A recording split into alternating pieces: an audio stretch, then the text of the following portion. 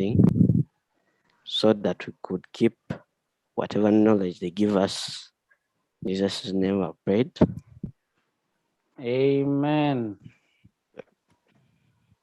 Okay, so I wanted to be able to ask us, let us share very fast which books you have or which books you're offering. Let us, so that I because now we cannot keep doing only poetry. So please at least share with me the books you've so far covered. Then we keep visiting them, because I can only be able to handle the books you've covered. I can be able to help you in terms of essay writing and other things. So can we please share the books you've so far covered, the books and plays? Things Fall Apart.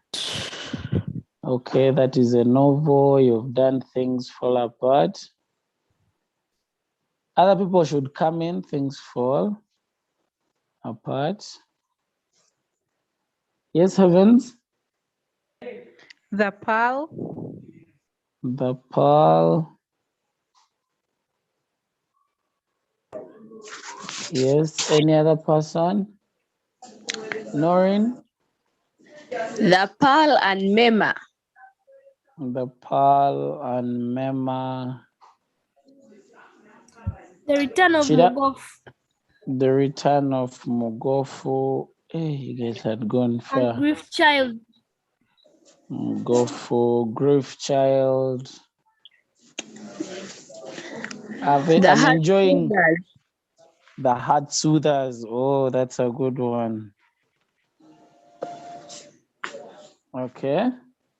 Merchant of Venice. Merchant of, you had already gone to, anyway, it depends on where you want to start from. The Merchant of Venice. Okay. Voice of the People. The Voice of the People. Okay. Now I am going to prepare in such a way that we have only two compulsory questions, like the extract in what it's either a novel or a play. That is always our number one. I'm going to organize some slides and then I come back and guide us on how we shall be able to revise this book. It's a good thing now that I have an idea of what this look like. So, because I need us at least to physically start doing work that is concerning novels and plays, other than just looking at poetry. We have 2 months to learn, so I thought we would be able to look at, but some of the key books we shall clearly look at without trouble: The Voice of the People, The Heart Soothers, the Grief Child. I think also Merchant of Venice, maybe second month, but that one is a little bit, we shall look at it last. However, these are like Things Fall Apart. I will be able to help you through most of those books. Then the rest, I can be able to provide some material here and there. So for today, we are going to look at poetry for this week. And then next week, we shall be able to start on at least a novel or two. And where need be, please, you can always reach out and I'll be able to help. I'll be able to help you to at least decipher a question or two. If there is a question you feel maybe you've not understood or you need help, you can always come with those questions first, and we ask them at the beginning or at the end of the lesson. All those are welcome. Let us not hesitate, and that is the reason we have these classes, for us to be able to help one another with these notes, or rather with any other question approach. Otherwise, it's not about me just coming here to deliver, but it's also about you being able to share or ask questions. Or if there is something you feel we can learn from you as well, we can always give you a chance at the beginning of every lesson to tell us a word or two about something you want to share. Other than that, let us start our lesson. We are straight away going to look at a poem that I've prepared. Last time we looked at the two themes. We were able to cover the theme of love. And what was the other theme we looked at? What was the other theme? Identity. Yes. And I hope by now you have picked your favorite. Okay, I've seen the books here, Animal Farm. There are people even doing Animal Farm here. Okay. That is serious. How many are doing Animal Farm? I'm just seeing the chat. Because the books that are on syllabus, The Return of Mugofu, The Merchant of Venice, Pearl, Grief Child, The Heart Soothers, Voice of the People, Shadows of Time, Things Fall Apart, Mema. Now those who are saying they are doing it now, I don't know. We might have to clarify that. It's not among those, but it was done in senior 2. Oliver Twist. People are now telling me the books they have read in their life. You people, I'm focusing on the set books in senior 3. I'm going to send you that document. Even when we just Google here and look at the set books in senior 3, you can be able to do that. You know, you can just go and Google and see those books. They are there, the set books. Okay, so today we are going to look at a new theme. And according to the, did you look at the document I sent to your, did you look at I sent you a copy, all of you, I sent you a copy of Growing Up with Poetry. I sent all of you a copy in our Google Classroom. You download and have it in your book, so that in your phone, so that when we're having a lesson like this, you simply go to your book and then we read. Because today we are going to look at death and ancestors. Okay, yes, I received, okay. So I usually share material that I think is good for you, and you find it always in the Google Classroom. Okay, there are those who saw it and we're good to go. Let me go to screen, start sharing.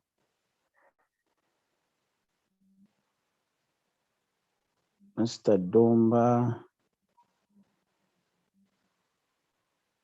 Yes, teacher Larry. No, it's okay. I mentioned your name because I was looking for a document under you. Yeah. Do you want me to share the one on the desktop? Oh, that would be much better, so that I'm able to have the control of my class. Okay, teacher Larry. Okay, stop sharing. Yeah, you can stop sharing. Let me share the one on the desktop.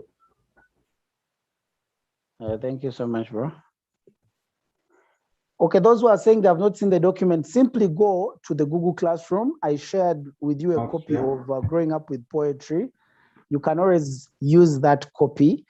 It is yours to have. You just simply download it. You can be able to have that copy for yourself. Okay, so let's go to okay, so this is senior 3 literature lesson. I'm sure most of us know that one. We can go ahead, Mr. Stefan.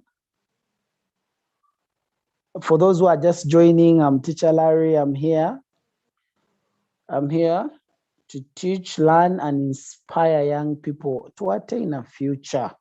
We shall be talking about this. Once in a while, I get off the normal teaching and I advise you here and there, and then we see what to do next.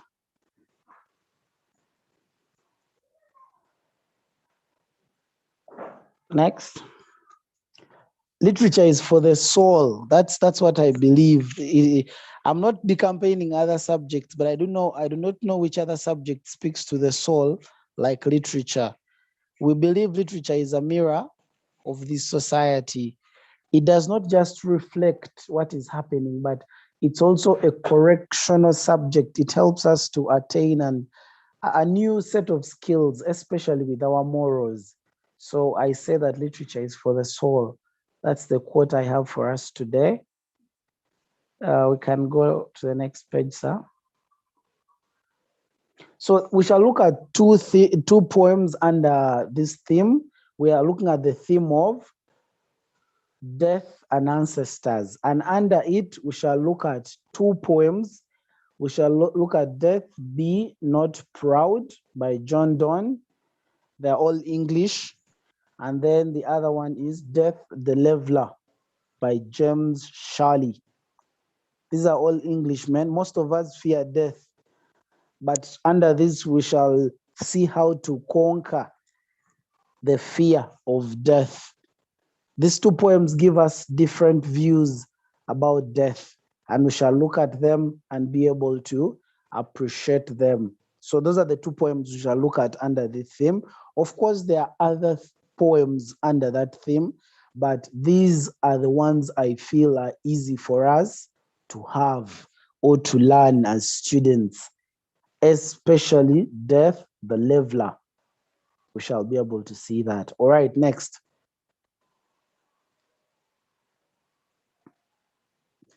So this is the first stanza. As usual, I have someone to read for us.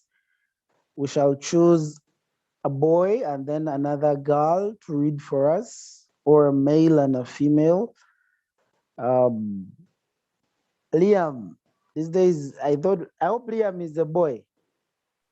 Yes, teacher, I'm a boy. Okay, Liam, shoot. Death the leveler.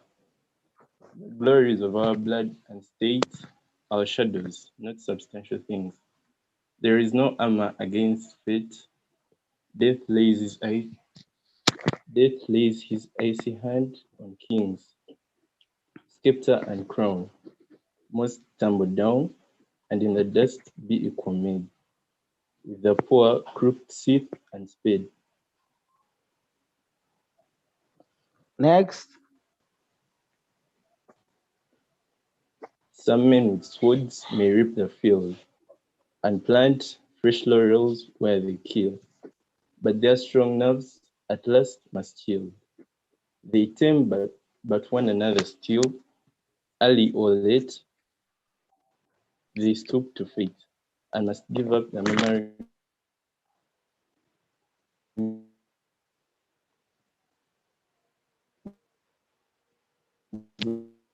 breath when they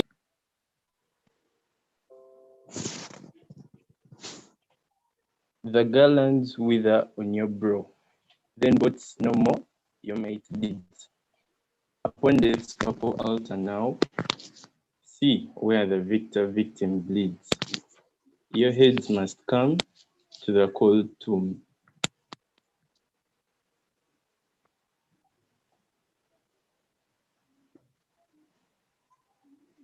Next.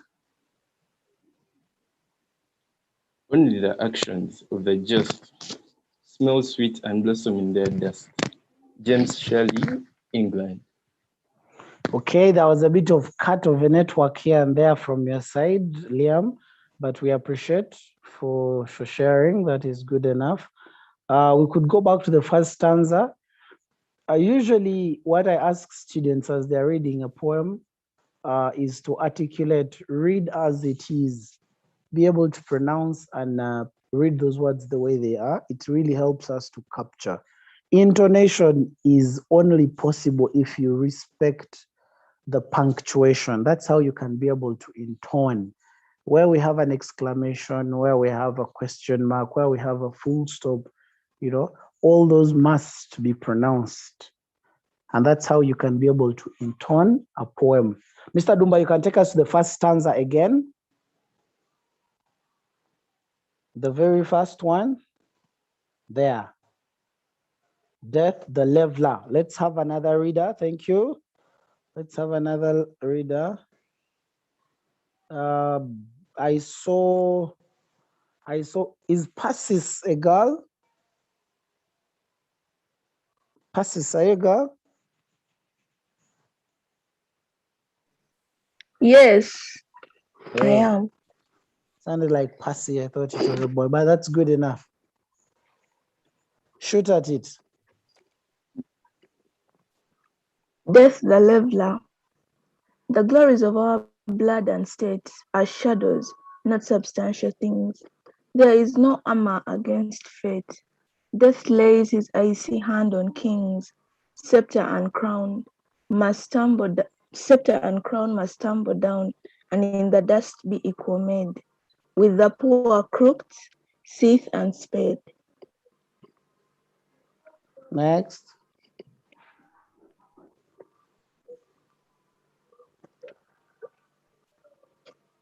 Some men with swords may reap the field and plant fresh laurels where they kill, but their strong nerves at last must yield. They tame but one another still. Early or late, they stoop to fate and must give up the murmuring breath when they pale captive creep to death.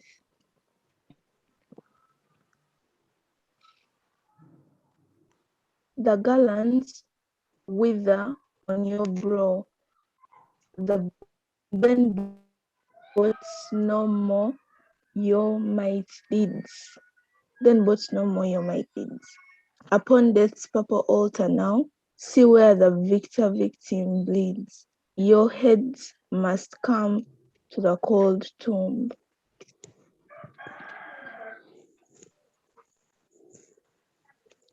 Only the actions of the just smell sweet and blossom in their dust.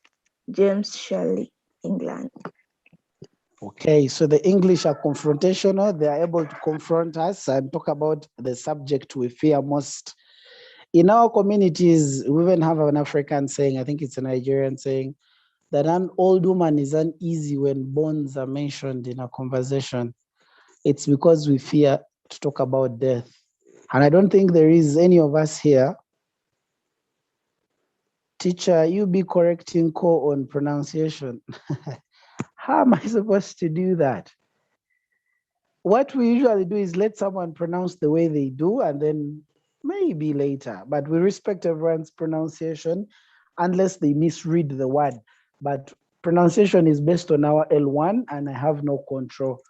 We have the recommended pronunciations. However, someone can pronounce the way they are able. Not the way they please, but the way they are able to. So I was saying most of us in this class or in our community, we fear talking about death. And I'm very sure there is no family that speaks about death like the way we speak about parties. All of us fear because we think when you confront death, something bad happens immediately. So let us see and try to change our ideas with these two poems and see if we can be able to understand differently what death is. If I'm to ask us here, which theme? We are dealing with death and ancestors. Those who are just joining, we are dealing with the theme of death and ancestors. That's the next, that is the theme we are handling, theme of death and ancestors. If you have a copy of what I've sent you, you should not even be struggling with what we are sharing here. You simply read that copy and you'll be able to answer. Blessing, your hand is up. You want to say something? Blessing? Okay, your hand was up accidentally. That is okay. So the basic questions we ask ourselves before you begin approaching, ask yourself what's happening in this poem? Who is speaking in this poem? Those are small questions that you're able to ask yourself and be able to digest the poem. And as we will see, our first question is around those questions.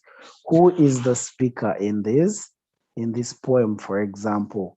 You know, who do you think is speaking in this poem? You could be able to share with us that. You know, Mr. Dumba, you can go to the questions.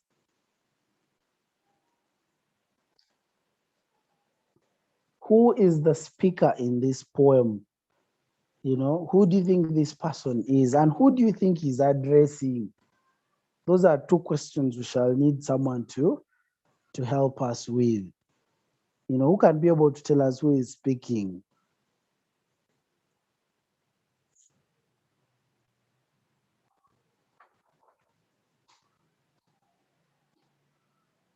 Yes, who can be able to share? Ainembawazi.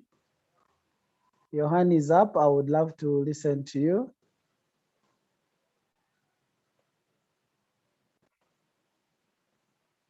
Ainembawazi, I've asked you to unmute. You could be able to share with us. I've said the speaker is John Donne in On Death Be Not Proud. Hey, Ayush, Ainembawazi, have you just joined us? Yes. Oh, now we are not dealing with Death Be Not Proud. We are dealing with Death the Leveler. Oh, so that is James Shirley is the speaker in the poem. Okay, that is also not true. I don't know if do your teachers dispute you straight away? Do they tell you that you're wrong? How do they usually tell you that you're not correct? When answering. Yes, Yeah. they tell you that you're not correct. Yes. Okay, let me also borrow their idea. That is not true. Why? It is not a guarantee that the writer is the speaker in his poem.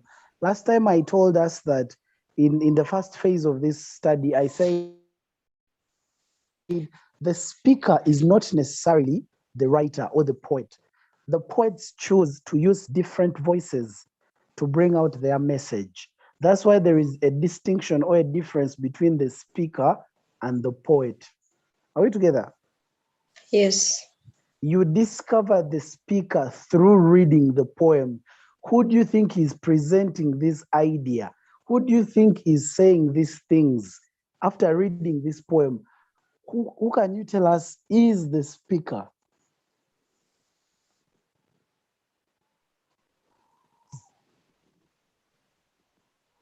Have you read Lullaby?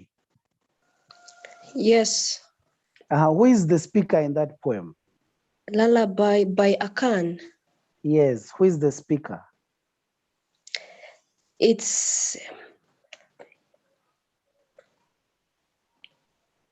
I don't remember. Can you quote any 3-4 words in that poem? Can you, even if you just mentioned them the way they are?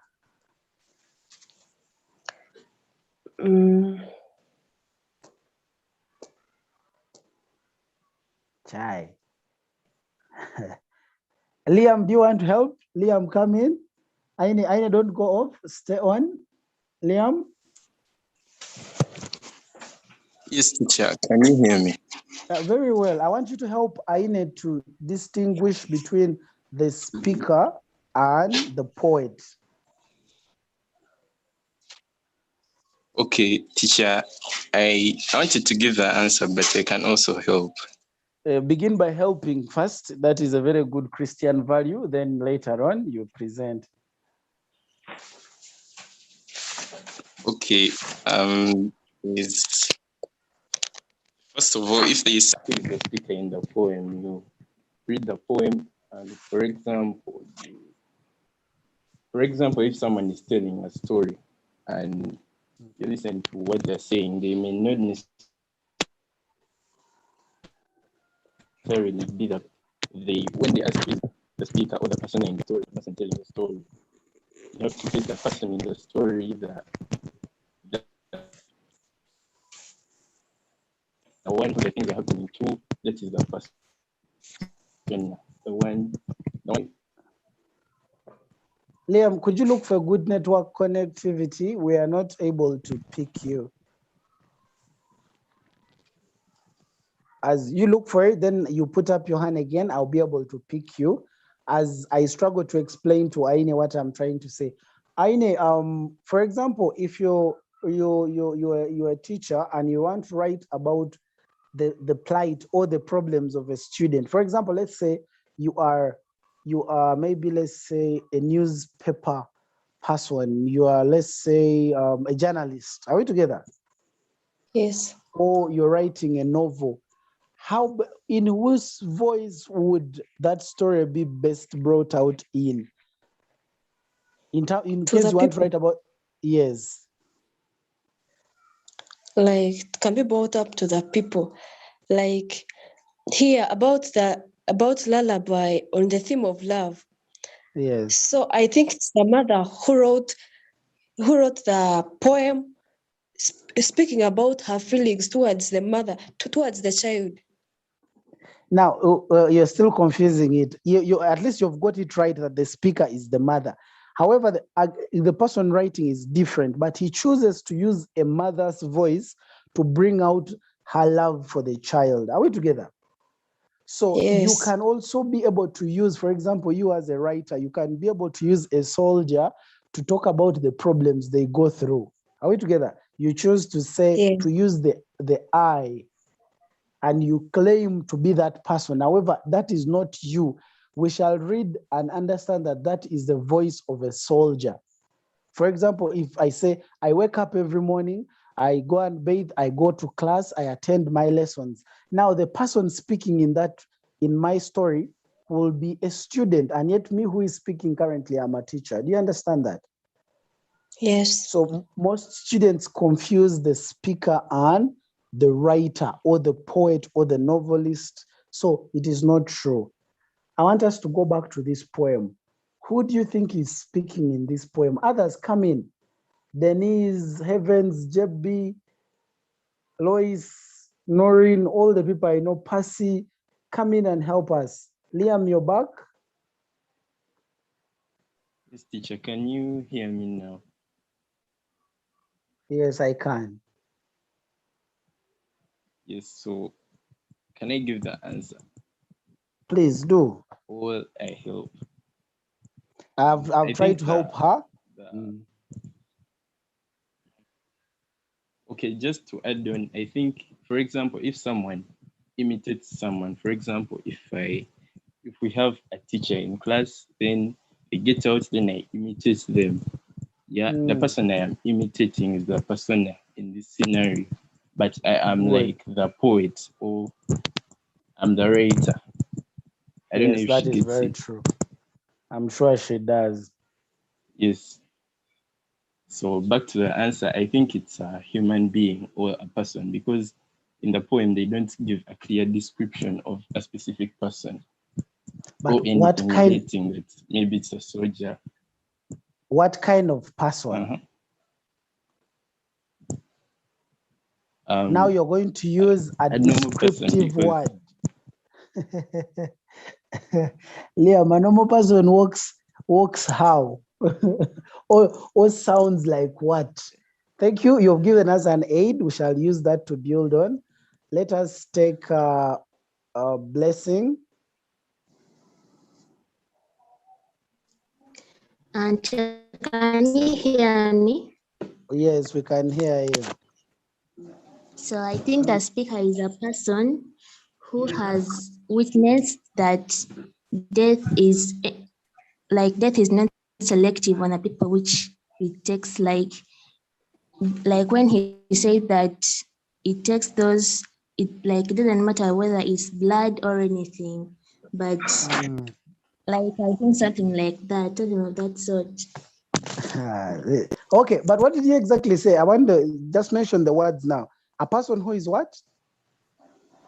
Who has witnessed that death isn't selective on the people which it takes, something like that. Okay, no, I agree with you. That's okay. Even if you just stopped there, I will agree with you. We shall build on that, Noreen.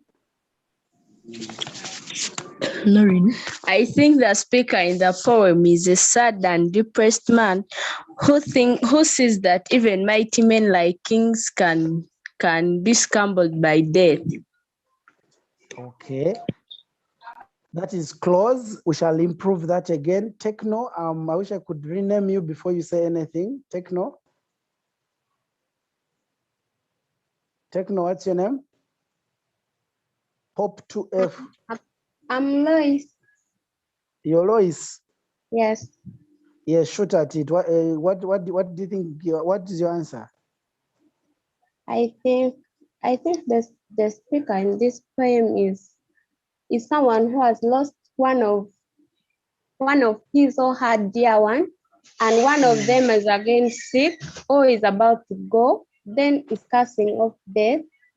that is saying even if you come through accident, through war, what you can't take, you should not be proud of yourself that you can take over every one of mine.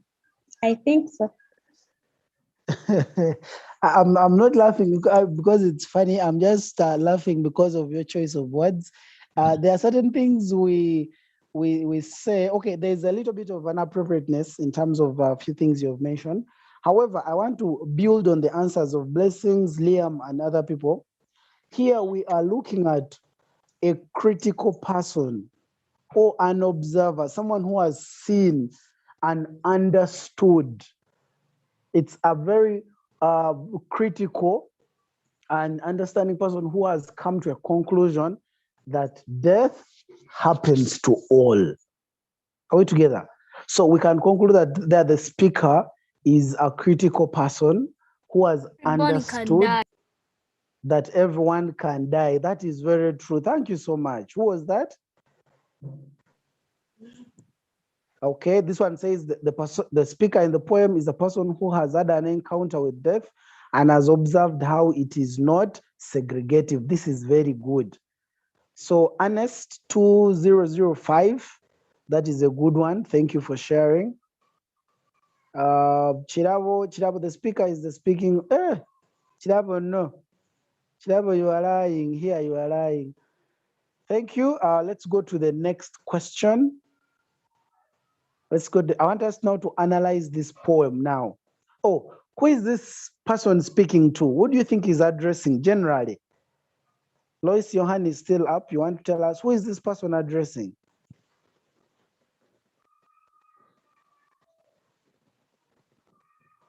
Yes, students, who is the speaker addressing?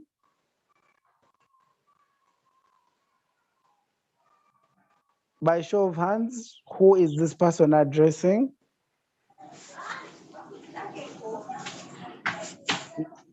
Noreen, your microphone is on. You want to say something? I think the speaker is addressing an audience. Which kind of audience? Be particular.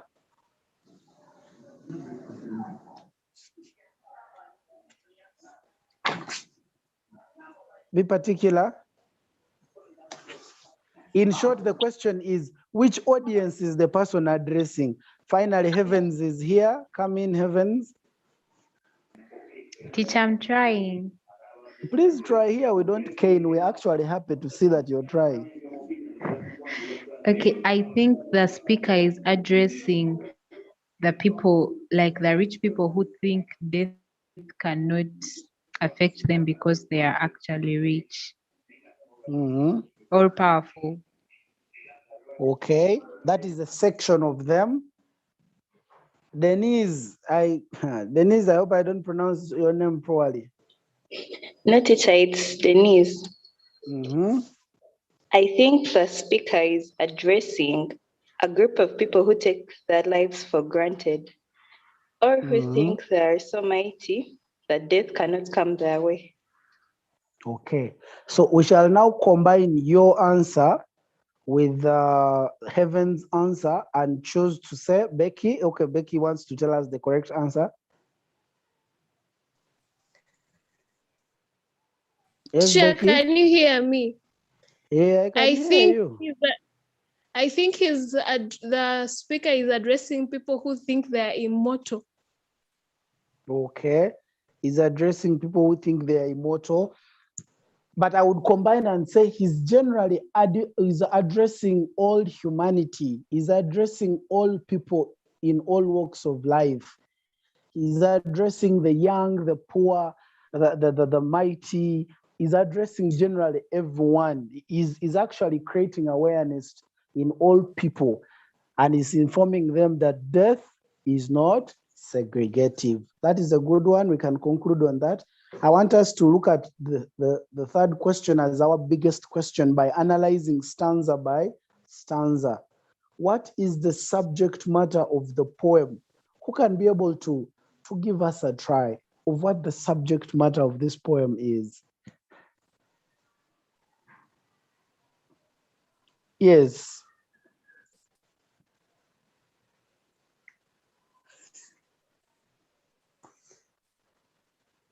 Okay. Lois's hand is up again. What about other people? What happened to JB? JB, is it data? But you're on. I would have maybe forwarded for you some data. JB. Yes, sir. What is happening to you? You were very active last week. What happened this week? Sir, I don't know. Maybe because you disabled the chat to only everyone and the host and the co-host. Some of those things don't mind. You speak. Tell me the answer now. Give me your answer. Think about an answer. I'm coming back to you. Subject matter of this poem. What happened to other people? Someone is calling herself Jebi's Bay. Jebi's Bay, Noreen, could you come in and help us? I think the subject matter is death and how it lays its icy hands on kings and brings them down, and to dust they be equal. Okay. Remember, you're supposed to earn about 6 marks. There you've only given me 2 answers or 1. So I need more. Lois, come in. The poem presents in a man who is critically, like, emotionally, I mean, a man who has undergone through lamenting or has encountered death. Then he's warning people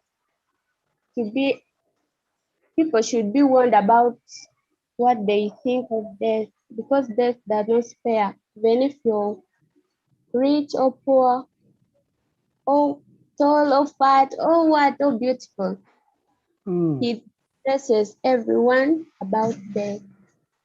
And I think that's all. Thank you so much. That is a good one. Mr. Domba, are you on?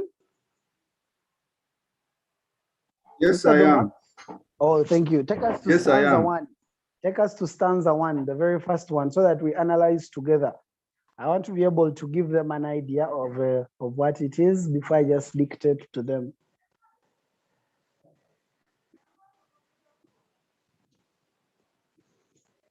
Okay. Death the Leveler. Starting from the title. What do you think that means? Let's begin from just the title itself. Flavia, it is okay. This is your class. You can say something. Flavia.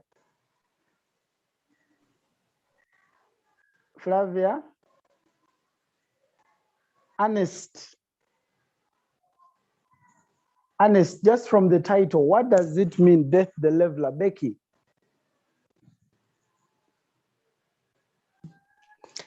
The title Death the Leveler means even if you're rich, poor, death will still level you too. Big, fat, small, thin, death will level you.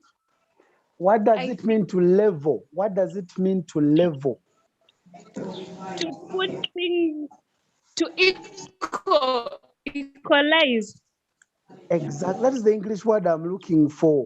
That death makes things equal. At this point, we shall replace things with people. That death makes people equal. Are we together? Yes. So at this point, we need to focus on the title, that it's telling us death levels everyone. And now let us look at the categories of people who are leveled. We are told from we are told from here that the glories of our blood and state are shadows, not substantial things. There is no armor against fate. Death lays his icy hand on kings, scepters, and crown, must tumble down, and in the dust be equal made with the poor, crooked scythe and the spade. if you look at the first stanza, what are they telling us? What do they mean by the glories of our blood and state are shadows and not substantial things? What does that mean? Just that statement alone. The first line, Benjamin. Benjamin, come in. You have your video is on. I am sure you have something to tell us.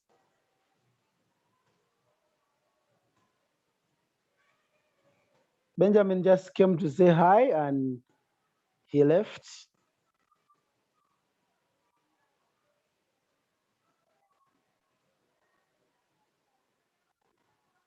Who can tell me what the first two lines, what do they mean?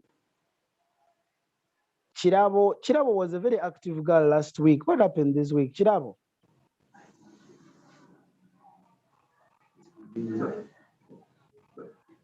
Yes, Noreen, you want to say something? Yes, sir. It means that the glories of our blood and state are shadows, not substantial things like though you are mighty and rich, when you are going to die, you cannot go with all that money you have or the cars you have to the grave. That's my opinion. That is very true. It means that all the things we achieve in life are shadows. That means when you die, you do not go with them anywhere. That's why they are saying they are not substantial. Things that are substantial are things that are important. It means these things are not very important. Why? There is, when death comes, everything is made equal, and in the dust be equal made. That means all the things the glories, the victories, the so-called achievements we have in life are all but shadows. It means they don't make sense. Death lays his icy hands even on kings. Oh, this line I had forgotten, that there is no armor against fate. And if you all know that in this world, even the Bible tells us that we are all fated to die. No one shall live forever. It is to human. All human beings are fated to die. So that's what this first stanza is explaining to us, that there is nothing that you will achieve that you will go with to the next world, because we are all supposed to be taken by fate, and that fate is for death. We all must die. Are we together? That's what the first stanza says, that they must all stumble down and in the dust be made equal. And when you die, it doesn't matter how rich you are, how rich you were. When you die, you have died. That's why we say this person has died. There is no English word for the rich when they die. They have also died. Even the poor, when they die, they have died. So that's why we are saying that this poem is explaining to us, it is a call to humanity to be calm and humble, because it does not matter what state you're in, how rich you are or poor you are, we all must die. Next stanza. Let us read this one again. Some men with swords may reap the fields and plant fresh laurels where they kill, but their strong nerves at last must yield. They tame, but one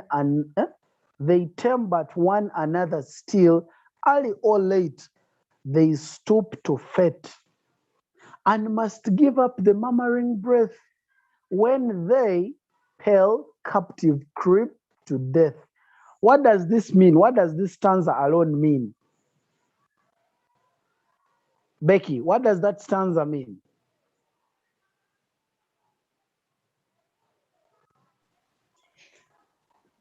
It means that some people may be at war, go with swords fighting for life, but when death comes around your way, there is nothing you can do. Okay.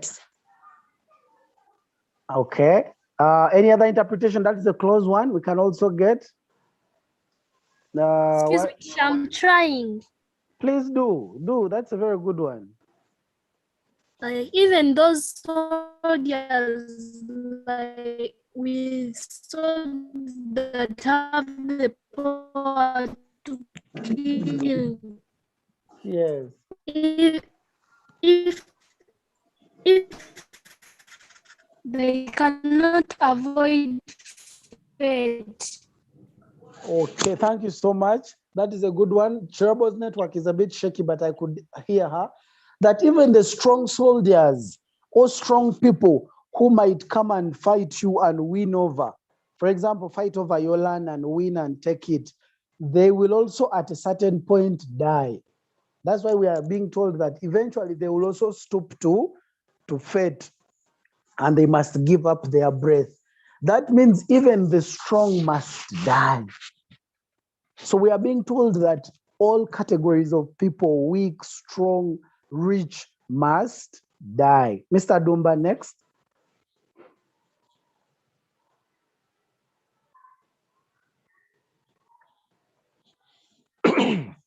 Yes, we are told that the gallants wither on your brow, then boats no more, your might deeds. Upon death is purple altar now. See where the victim bleeds. Your heads must come to the tomb. The victor, those who oppress and those who are oppressed, or the killer and those who are killed, the weak and the strong, all must bow their heads to the tomb. That means they all must be buried. So this poem is indeed a call to all of us, to the strong and the weak. It is a humble reminder that we are nothing in the face of death, regardless of our category. So I would say that James Shirley's Death, the Leveler, is about the fact that death is unavoidable. It comes to everybody regardless of your status, age, or wealth. It comes both to the mighty and the weak, the soldiers who are very strong, the victor and the victims, the weak ones, and does not spare even the kings. We are told of the crowns in the second stanza, that it even comes to the kings. Even when some people kill others ruthlessly, the soldiers, they themselves succumb to death. Their might and actions are soon reduced to nothing. That's why we are told that our successes are useless. They do not make any, they're not substantial. They are but a shadow. They disappear when we also die. It presents a vivid picture, personified picture of death as the ultimate conqueror, in whose realm perfect quality prevails. It is only the legacy of the righteous that, sorry, Mr. The next one, the next stanza, I want to explain the next stanza very well. Now, this is a very important message in the last stanza. Only the actions of the just smell sweet and blossom in their dust. When you die, that's why they make sure that they don't talk about bad things when you die. Even the worst of us, they will say, oh, Mr. Lurry was a good man, and yet he was a terrible creature. Why?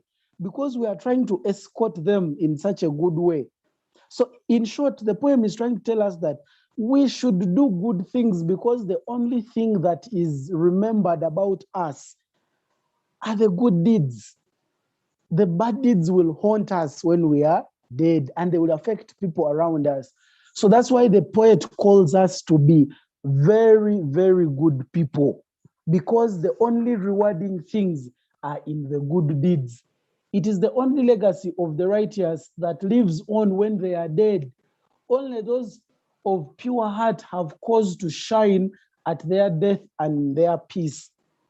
So this is a call to us, in case you are not a very good person, in case you are mean, in case you are ruthless, in case you have seen such people, this poem is calling all of us that it does not matter your status, if you're from Miyenga, Kororo, Kamocha, if you're from upcountry, Guru or Kampala, or if you stay in a big house or a small house.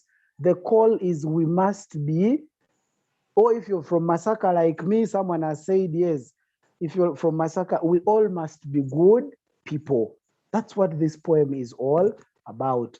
That we must learn that death does not spare us regardless of our status. Thank you so much for those who have listened in up to the last minute. I know time was not well kept, but let us complete the last questions. I'm also going to send you a complete, I'm going to type a subject matter that I think as me, I will type and send you as part of your notes, and then we can be able to share. Otherwise, thank you so much for sharing. Ernest, thank you so much for sending your chats. I have read them and they are meaningful. And all the other people, Death the Leveler by James Okay, I've seen that. Teacher, can I first ask you a question? Please, why not? Where exactly are you going to send this work, the subject matter and all? I'm going to be sharing them as part of our materials, like the way I shared the novel, I mean the book Growing Up with Poetry. I will share it in the same section. Okay, thank you. You're welcome. Otherwise, thank you everyone for listening. God bless you all. Teacher, thank you Excuse for me, the teacher. lesson. You're welcome. Bless you too, teacher. God bless you as well. Nice lunch.